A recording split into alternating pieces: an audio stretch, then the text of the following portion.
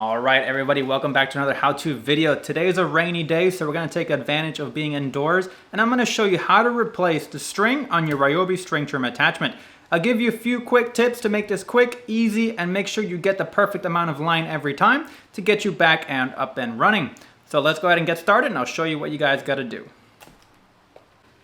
All right, so to get started, we want to make sure we get the perfect amount of line. So to get started, go ahead and grab your string trimmer line and something to cut with. I have these pair of snips, but any kind of scissors should work. So what you want to do essentially is go ahead and step on your trimmer line and then pull it essentially so you have an equal amount. I like coming up to about chest height, and then you can just go ahead and clip it.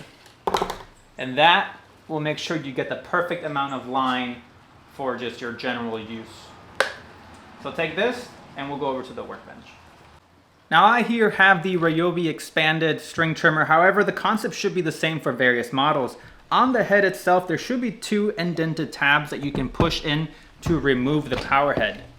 Once your power head is out, just separate the outer casing from the spool and you'll end up with this guy. Now when I first got this, obviously I thought I was smart and didn't read the instruction, which is probably why most of you guys are here. And I tried wrapping the line around this particular spool and it just never worked. So essentially what you want to do is right here on the edge, you will find this little hole right here. So once you've gathered the appropriate amount of line that you need, you actually just feed this through the line and pull it out. Now the key is to make sure that the line is at the halfway point. So the easiest way I've done this always is I just try to feed it as best as I can. You're gonna put the spool on the floor, step on it, and then just pull it up to your shoulders essentially, if you cut it the way I told you to earlier, to get the perfect amount of line for each side.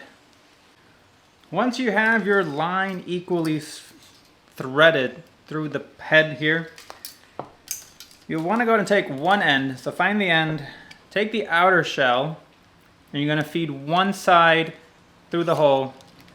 Take your other end and feed it through the other hole on both sides. Once again, you'll have to grab both ends and pull everything taut together. Align your spool with the outer casing and then just kind of pull gently on the sides and push down.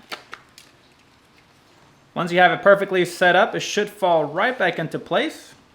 And then at this point, you can pop this guy right back in. Just line it up with the tabs. And then it should pop right back into place. All right, so once you have your string seated and equally spread out, you can do this one of two ways. You can grab the outer head and then twist this by hand. It's a little bit more difficult, but in the event that you lost a tool that the string trimmer came with, it's still feasible. I still have mine, however, from so much use, the little threads on the outer edge are kind of janky. So originally you were able to just kind of grab this and twist it and it was super quick and easy, but the tool still acts like a little wrench, which makes it quicker. So just go ahead and place this on there and then you'll just spin this guy all the way until your string is mostly gone.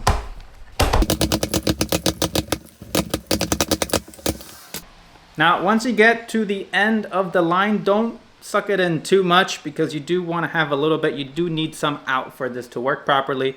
You'll notice it's not 100% equal, but that's quite all right. It's gonna get a little weird when you wrap things up. But essentially, there's a small blade right here on the outer edge that will cut your string to the perfect length. So this guy's actually a little bit short, so when you run this for the first time, this guy will be fine. But then when this swings around, this string will hit right here and it will clip this string perfectly to length. If you want to make this a little bit less dramatic sounding when you run it the first time, just go ahead and snip this here and you should be good to go. So that's the quick and easy way to replace your string on your Ryobi string trimmer. As always, if you like the content, make sure you like and subscribe, and we'll see you around for the next video.